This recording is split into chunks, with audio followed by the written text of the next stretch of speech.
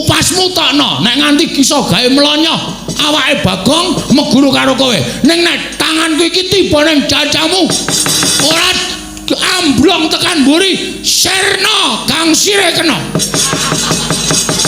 mergo layu aja dundang anak Semar sing ragil wela meneng wae iki margane matimu keparat kowe teko tenan lho Gong jaman aku tak udut sik ya mentosena kecil iya ora usah sumbar sik to sing dadi nyatane sik ora usah kuwatir santai wae pokoke atimu digawe tentrem omongan sing apik nek kono ora iso jak omongan sing apik-apik langsung aku tok jawe lak sikate saka kene ya ngomong apa Bagong takoke Gong aja bloko lho ya tak omong kene arep ndupak ndurung to sing tak keprok watu ndasmu lho to wae engko nek wis gelut wae oh iya mboten omong napa-napa ndurung to sing latarke bekti nggih Den ya tak tampa to pangestuku taman ono ya niki sangat anggen kalau ndadosaken jimat ora wong mriki ajeng napa kowe tak takoni jujur karo aku ya Truk nggih kowe wani karo Sewu Mandura ya Nun kowe wani karo Sewu Mandura lho nggih nganti Sewu Mandura nganake sayembara perang bener apa ora leres kowe arep ngleboni sayembara perang terus kowe wani karo Sewu Mandura nggih nek ngono bener ngendikane Sewu Mandura kene ulungno tanganmu tak bondoh tanganmu tak krincung sikilmu Petruk kowe abdi sing ora manut karo pernataning negara Ngamarta manut tak leboke Pakunjaran lho kula ajeng leboke Pakunjaran yo ora ming kowe ning kowe sak bagonge tak leboke Pakunjaran Gong ayo Gong sik wetengku lara Indra lara kenapa mbah iki kok mak cenut ngono aduh tekan kula ngati ya Truk terus piye ngaso sik nganu tak ngaso dijak omongan ya ya tak ngaso sik engko nek mari tak sikate oh iya tapi pirang dina memang sedela oh iya tak olesane minyak solar gampang kok solar Bagong menapa mboten ngerti lara weteng ora weteng kok dadakan ora mangan apa-apa kok lara weteng enggak niki kan kula seneng dadakan nuwun sewu Den nek sampean arep mbondo kula monggo kula ora apa-apa ning nuwun sewu panjenengan nampa lapurane Sinuwun Mandura ning kudune sampean niku nek kepengin adil ya nampa lapurane Petruk kedadiane kaya ngapa kok nganti Petruk nganti geger karo Sinuwun Mandura lah kedadiane piye sampean purun nampi aku gelem nampa alhamdulillah ning ngoten kula tak jujur karo sampean kula wani Sinuwun Prabu Mandura niku mboten kok perkara kula niku wani ning kula mbelani karo bapak utusan karo Petruk karo Bagong teng negara Ngamarta kon nyuwun ngambil pustaka Jamus Lima Sada sareng kalian Pandhawa 5 ning sakderenge kula sowan Sinuwun Ndarawati wis rawuh Sinuwun Ndarawati kepengin nyuwun pustaka Jamus Lima Sada kinarya tumbal wadaling praja negari Ndarawati sing ketaman Pegebluk Bagong sing ngomong dudu kula Pegebluk niku tibane kudu teng papan sing pancen wis ora iso dielekake dening sing gawe jagat. Niku mesti Gusti paring bebendu tumraping papan niku. Ning kok Ndarawati negara sing ditunggoni Sang Hyang Bathara Wisnu kok taman Pegebluk niku apike diteliti dhisik. Angka 2, ya ta nek nganti Sinuwun Ndarawati niku Sinuwun Ndarawati sing saestu nek palsu. Monggo Pandhawa wis kebacut kelangan pustaka Jamus Lima Sada. Monggo Pandhawa nek kelangan pustaka Jamus Lima Sada menika Pandhawa bakal apes jurite ora duwe kekuatan. Sinuwun Mandura duka. Petruk kantong bolong karo Bagong menungso ora tatanan dapure kaya ngono wae ngina karo Yai Prabu Ndarawati. Ngoten niku persis. Terus kula ya omong kula ora ngina, kula niku ming Bagong niku ming jlentrehke terus dasare omongane Bagong niku bener. Petruk, bali yo. Lah kula bali kan ngopo? Kondo karo bapakmu. Bapakmu wong sekeng, bapakmu wong ora duwe, bapakmu wong melarat kon milo karo cengele. Semar ki kere arep bangun pura kencana ki sing nggo ragat apa? Gablek apa? Ngono kuwi persis. Terus kula muntap. Lah bapak kula niku lho, bapak kula Semar niku nek DC karo wong kula niku muntap, asli kula ora gawe-gawe. Aja kok DC karo wong, bapak kula niku mlaku juga kirik-kirike tak bleh. Niku saking tresna kula karo bapak. Bapak denek kaya ngono kula nesu. Ayo saniki sampeyan ana wis geger konten nika, ora usah kula critake sing ado-ado. Terus dheweke saya mbok sapa sing cilik gedene sing umur kadidane Baladewa. Menang bayang pustaka Jawus miang jimat 5 sodo. Petro ditantang. Oke, medal Jawi. Bareng metu njaba. Dadi kowe lewani karo Siwa Mandura ki belani bapakmu. Heeh. Anu iya. Anu nggih. Nek ngono tak pikir-pikir tak pitung-pitung bener kowe mbangane Siwa Mandura, Truk. Ah, kene iso menggalih. Serada penake wetengku, Truk. Mari. Ngentut matus. Langsung aman wetengku. Ya syukur. Alhamdulillah Ndoro Antasena gelem nampa kok. Wah ya syukur. Piye didupan saiki apa aja. Gayamu warang wis kabeh wis rampung kok lagi omong senengane ora. Ning kowe aja seneng-seneng, Truk. Sebabe sing goleki kowe ora mung aku, nek aku iso tok jak rembugan. Sing goleki kowe Kakang Harukaca. Lho, Ndoro Harukaca? Ya. Nek kae mesti ora iso tok jak rembugan, kowe mesti diajar. Waduh, mati aku. Duh kok migren ya aku, Truk. Kok ono pecandase ngono. Wong anggere ono masalah kok migren wetenge lara, ndi sing boyoke kumat, ndi sing kencing batu. Ah, leman ora. Senengane. Nek tentrem waras nek ono masalah gering menungso apa? Sehat ora? Sehat. Wis ora arep lara. Ah ngono, apa-apa dihadapi wong loro. Lah terus kula kaya pripun? Kowe tak jaluk aja wani karo Kakang Harukaca ya Truk, nenggono lekmu dadi abdi. Lah nek kula niku diajar napa kula ora arep bales? Kowe aja kuwatir. Nek kowe diajar tak bilani. Carane nek kowe loro tak tambani, nek kula mati tak uripke. Nganggo napa? Nganggo sungutku iki. Iki tak peres iso nggo nambani wong loro uripke wong mati. Anu wae Truk kon netel wae. Mangane wirawiri kuwi tok buntel plastik tok gawa malah kowe digdaya. Pripun ditetel mawon gumbule atos sapa sing aku netel? Niki. Ora aku mengigo kok. Aku menganu kok jenenge inisiatif kok ora kok netel apa Truk senengane ora. Lah nggih derek mawon. Ya ngono ya. Nggih, ning aja males nek apa-apake. Nggih, manut wis pokoke totoh raga tak totohke. Wis ngono wae. Nggih, lah sampeyan ajeng tak pundi? Aku tak ambles bumi. Sik. Sampeyan ambles bumi kula nyeluk pripun? Selak modar. Sampeyan ra jedul. Bagon kok ngedruk bumi ping 3. Aku metu. Gong, ngedruk bumi ping 3 Ndoro Antasena metu. Nek aku bahaya. Oke. Ngono wae ya, Truk. Nggih, wis. Kanthi ya jer basuki muga-muga slamet. Nggih.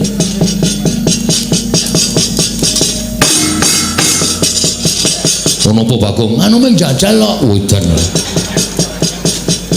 Engko nek ora metu, Truk. Ha iya. Pas digedruk ping 3 ora metu, ana. Gelo. Ha iya. Iya ta? Kadang-kadang ya ora nganti ping 3 wis metu. Ha iya. Kowe. Ngene kok notok iki ora. Wis Ndoro Harukaca tekan kene aja dilawan, ning pokoke ade gawe cara piye Ndoro Harukaca wedi karo awake dhewe. Nek dheweke ngantemi awake dhewe Ndoro Antasena dundang kok. Oke, wis rasa kuwatir wis entuk beteng. Entuk sing ngayomi rasane kaya wis pading kae, Truk. Ha iya. Ketonto kowe ya, apa ora?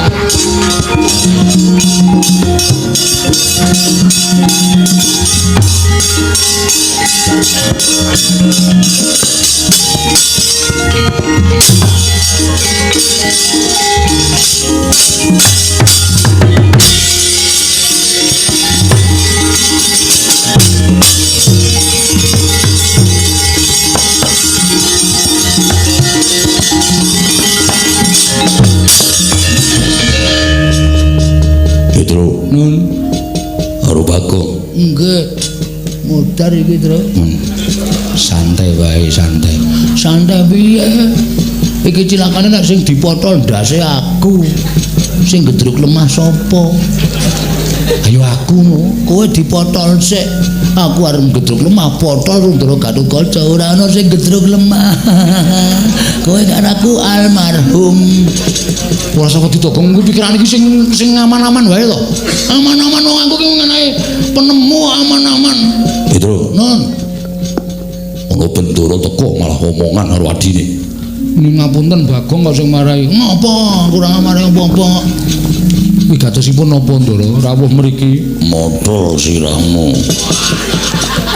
Menengo. Motol ora. Motol po macuk. Anten apa Den? Pedro. Kowe tak takoni jujur. Nggih. Kowe wani karo Siwa Mandura. Oh nggih. Ning lek kula wantun niku perkarane ora usah dadak matur akeh-akeh. Cetha kowe wani karo Siwa Mandura. Pedro. Aku ora sudi duwe abdi sing wani karo Bendoro. Aku ora sudi duwe abdi sing orek-orek marang pasuryaning Bendoro. Ing ora bakal ilang selawase urip. Kowe nyamah asmaning Prabu Mandura.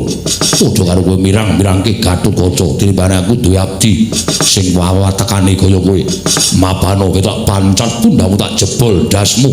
Untapke nyawamu marang kayuwanganing Bathara Yama Adipati.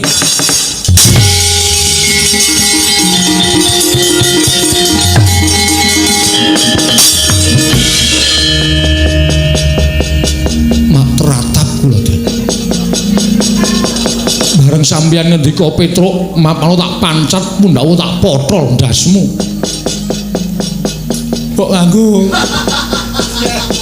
Mbok nganggo tepo-tepo. Kula niku wis tuwa lho, Den. Kula niku rambut kula wis werna loro. Sampeyan niku sing enom kok ndas-ndaske wong tuwa sak penake dhewe. Nek sampeyan ajeng mateni kali kula ora apa-apa mang mateni wong dasare Petruk niku urip sing dinteni napa? Ming ngantri modar. Neng mbok yo omongane ora kaya ngono kuwi sing apik. Ngopo to nek apik iki? Satriya weton kayangan putrane Ndara Werkudara kok omongane sak penake dhewe ora. Nek krungu piye akeh didomestani Gatotkaca ki lan ditata krama, Gatotkaca ki lan diunggah-ungguh.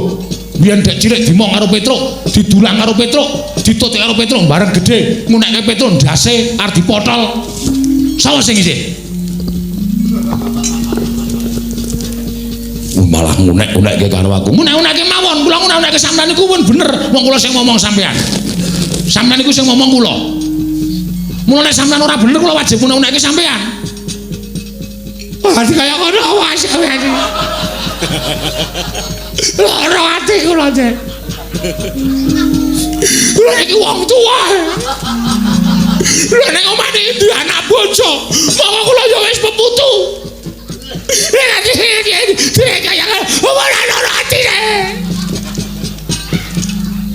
Madang Pedro. Brek. Iya sampe nae dhewe. Lah mateni mang pateni mboten apa-apa. Nek rasa ngucap sing arek ati. Gatotkaca.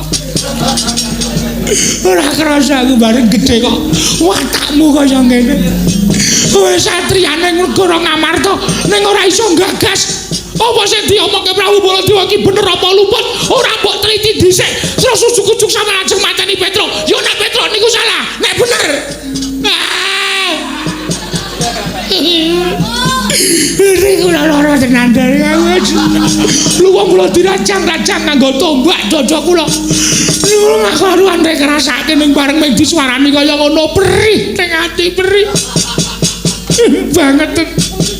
Sampeyan mbok kelingan biyen jaman dijadi niku sing ngetutke sapa?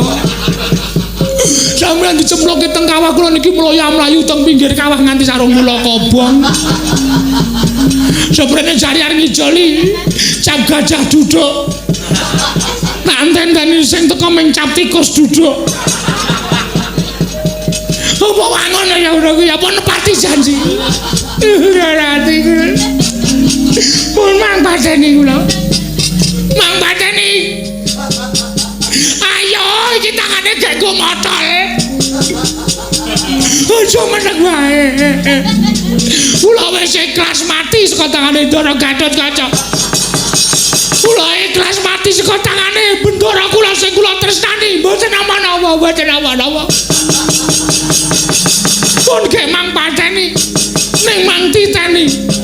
Soma kula ucul saka raga ditampani teng swarga. Mesti ditakoni karo simbah sampeyan. Simbahku sapa? Mbah Mul. Ya Ndara Pandu. Ndara Pandu Dewanata. Ya kok. Kowe ngapa nangis? Aku arep kelangan kowe, Tru. Genah utangku ra kesaur. Kebanget tenan.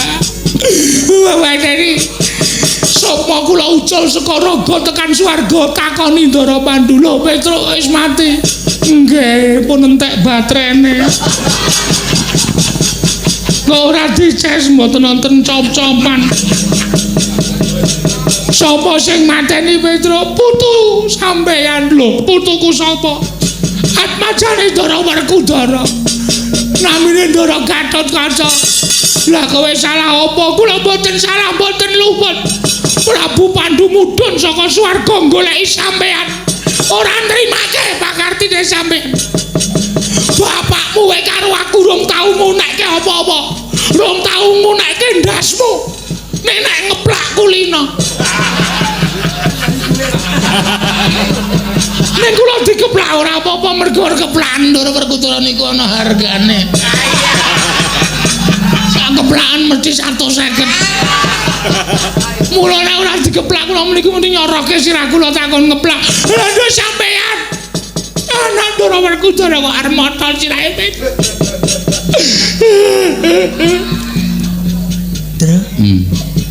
Kita ora berhasil.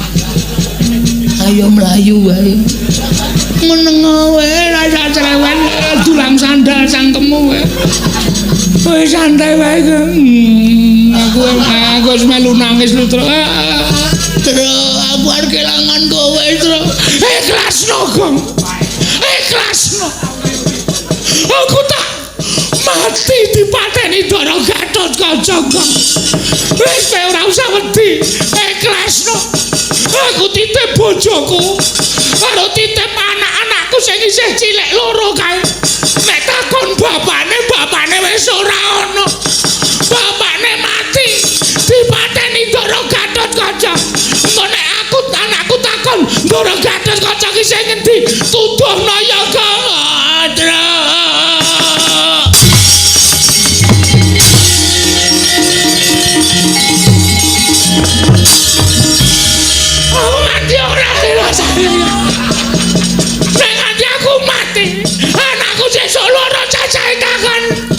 Wis minggat wonge. Wis oh. Wis. Kok malah lungane kok ora aku madhep rono ya kok. Ndara Gatotkaca ki ora welas karo kowe.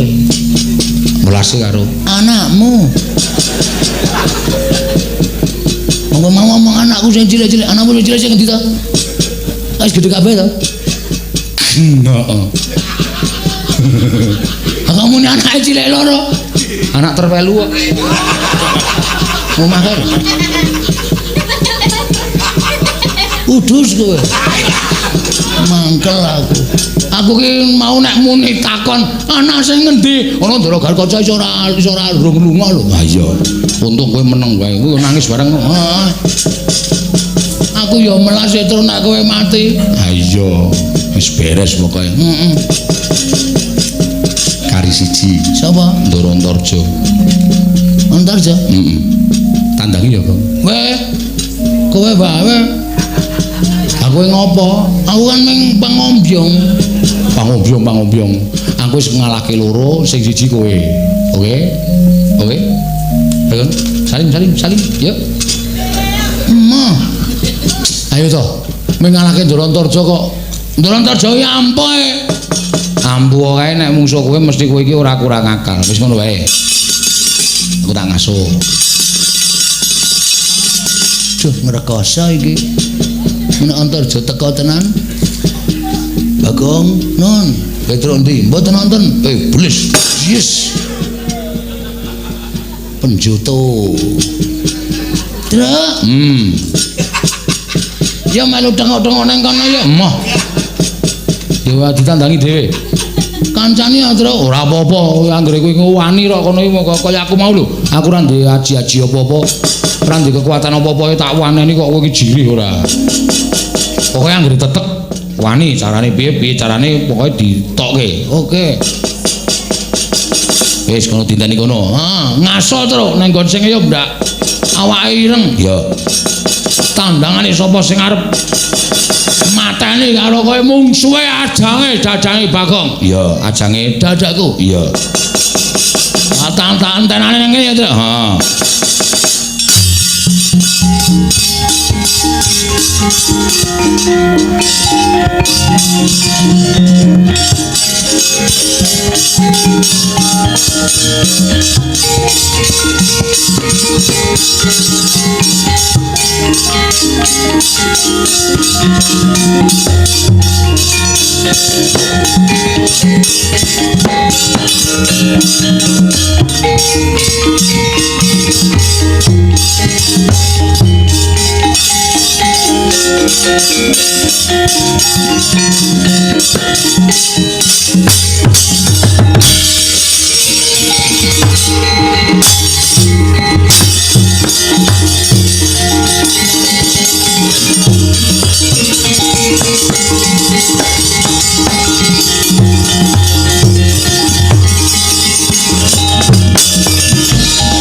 Gunjang kanjing langit kelap-kelap katon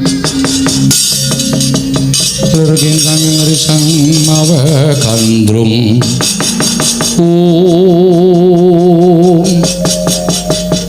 Bagong nggih Darantar saya iya kok dadakan rawuh jedul saking jeron bumi goleki Petruk goleki Petruk endi ya goleki Darantarja ora keplak sirahmu lho kowe omong nek Petruk ora ono omong nek Petruk ora ono engko ngapusi sing nanggung dosane aku oke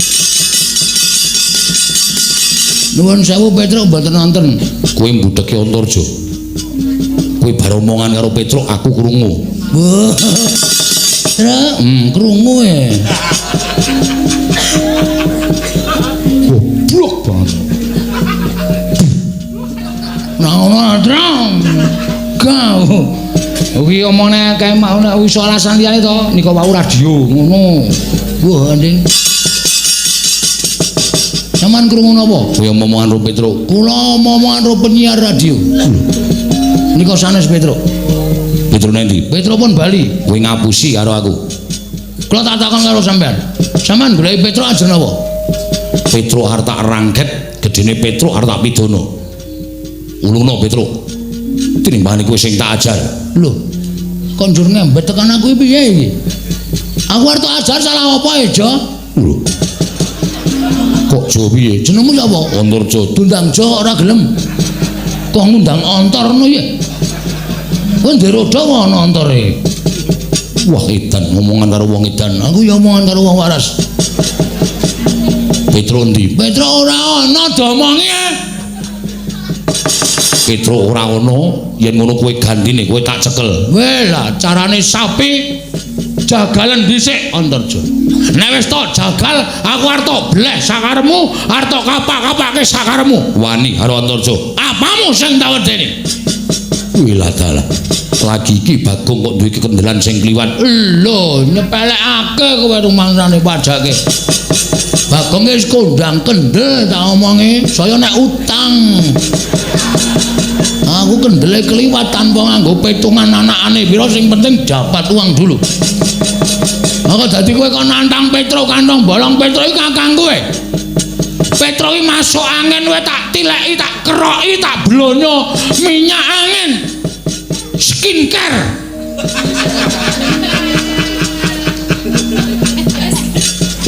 ngarani kowe kleru kok mempeng kowe lho fresh care wah berarti sak tuku iki nek sisikmu nglothok kok blonyo skincare karemu kowe ora guneman karo Petruk kowe masuk angin tak tambani kok mati diame-ame seremu piye kowe ora meneke Petruk lakon tak katutke dosane oke ora wedi aku karo kowe Apa dianggep Bagong wong loro saudon telu saurupan. Antasena Gatut kacahe mundur mungsuh Bagong. Apa meneh ming kowe jaja. Wila keparat adikku Dimas Garukaca Dimas Antasena kalah karo kowe. Lho, seksine masyarakat sing padha mresane iki wedi kabeh aku. Ora ana sing wani aku. Iki sing tuwar nyoba karo kagedayane Bagong. Ngaja apa kowe tak ladeni legane atiku. Ora minggat kene marganing patimu. Jo. Kowe ngerti iki anak sapa? Iki anak Semar. Semar Sang Hyang Ismaya. Semar ki ya menehi kadigdayan karo Bagong. Nyole kowe tak nehi kadigdayan. Ning kadigdayan iku aja tok gunakake nek kowe ora kepepet. Nek kowe ora kepepet wis ora ana dalan aja tok gunakake. Nek pancen wis ora ana dalan kowe minggok gunakno. Mergo iki dienggo ngayomi karo uripmu. Sendika, Pak? Aku muni ngono. Terus langsung dinahi aji-aji ngono. Aji-aji tau tak gunakake. Nalika aku nglamar bojoku. Karo wong maratuwane ra entuk, maratuwane tak tamani aji-aji sirna marga laryu loro. Iki arep tak gunakake sik kedua kali kanggo kowe. Kanggo kowe wong Surejo. Penyakit kowe. Arep tak gunakake kanggo kowe. Arep jajal kowe piye? Sawangen epek-epeke Bagong. Sawangen. Iki nek nganti wis abang, nek kowe ora mandeg mesti disemprit polisi. Waduh, cakae nek omong ra tau iso serius e. Iki nek wis abang tak tamake Gunung Jugruk Segara Asad. Iki wis bola-bali tak nggo tak coba. Pepek-pekku ki nek wis abang tak dumokke gunung we Jugruk. Tenan aku ora marah, ora main-main. Ping tak dumukmu ngono wae Jugruk ngiwah Jugruk nengen ra karo-karuan. Asli kowe. Gunung apa wae aku ora main-main nek percaya iki.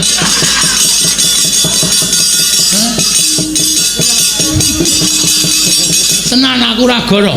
Ana meng kowe pamer duwe pusaka aji-aji sing soto tamake Gunung Jugruk Segara Asad, ora mung sak gunung. Aku loro. Sak dumukan ki loro. Tenan aku ora main-main. Arep nyoba apa piye? Nyoba apa piye? Iki tak dumokke tang jajamu ora jemblong tekan geger aja dundang Bagong.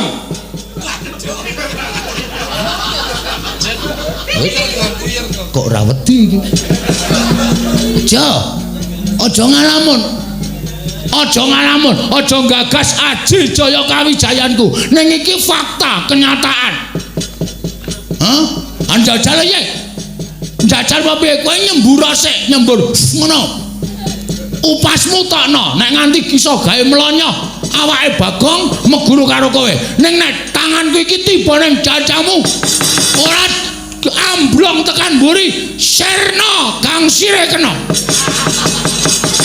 Mergo layu aja dundang anak Semar sing ragil. Kowe lah meneng wae. Iki margane patimu keparat kowe.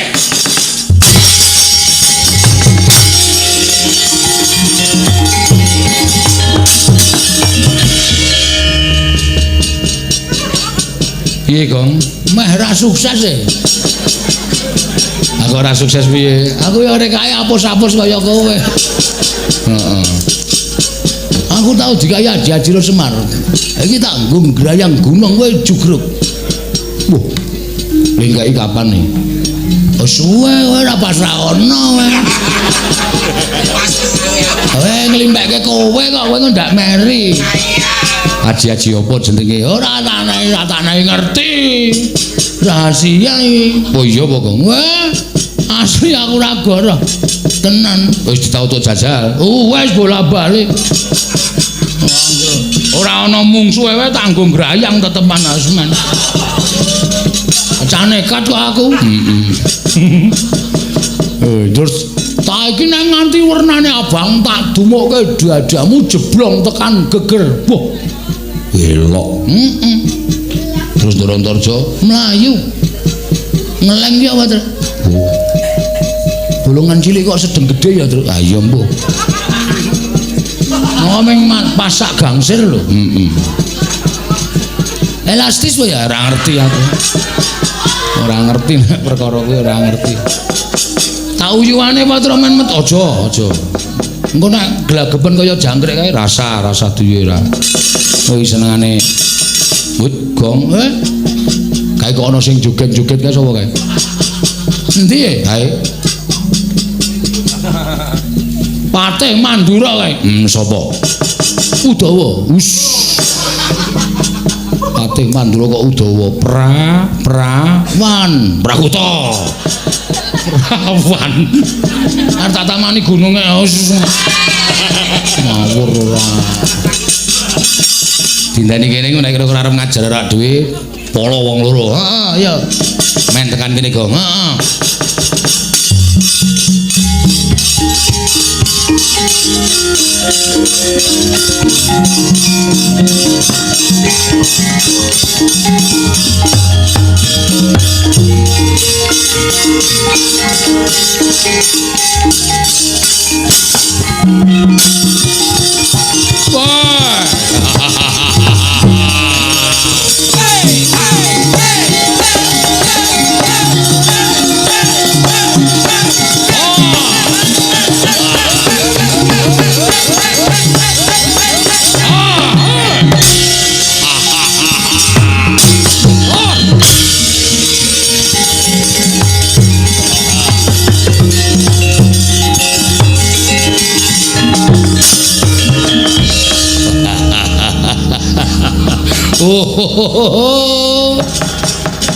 Weh, adalah lagi iki aku entuk dawuh saka Kanjeng Koko Sinuwun Prabu ing Mandura kon nyekel wong kentir-kentir. Wiwit nampa dawuh wae ora iso ngampen guyu bareng weluh rupane Petro karo Bagong.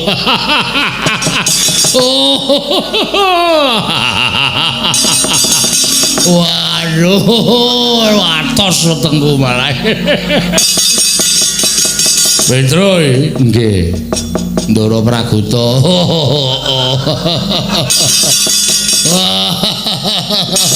Wae Bagong.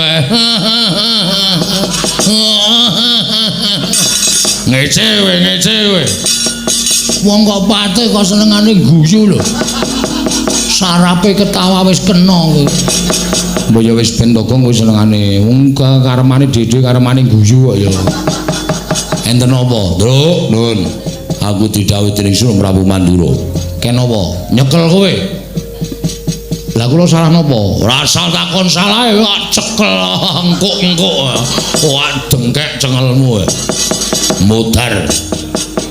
Oh, ambok nggih, nek iso. Nek ora iso nyekel Petro, kosok baline lho. Sampeyan sing kula engkuk-engkuk karo Bagong. Heeh.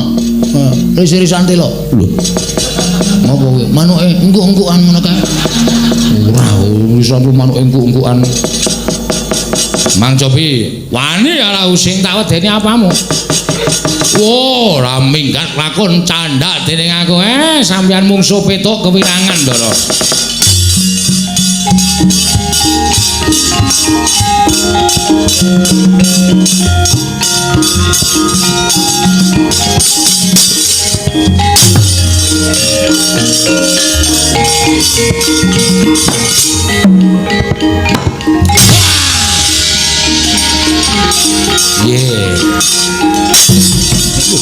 Gusti apa to? Tak kira Praguta jengkol ngoten.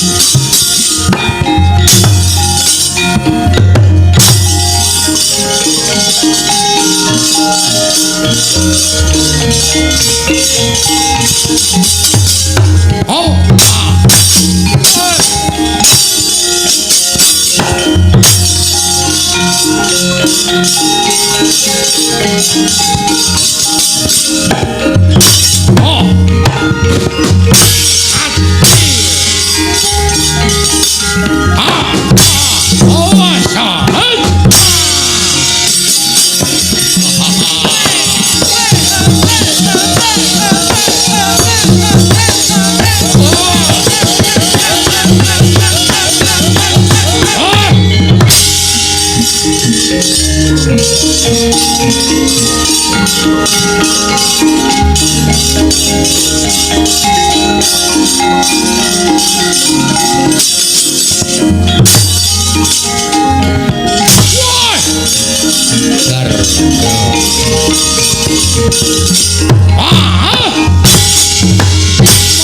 aku. Woi.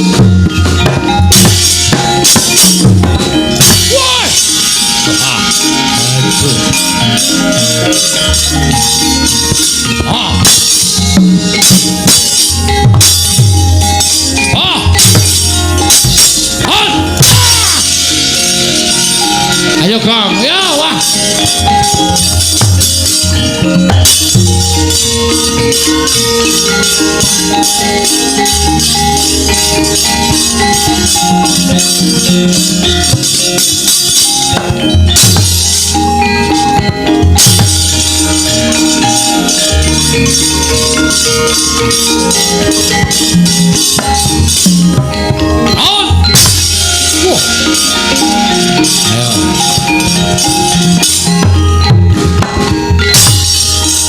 Ayo.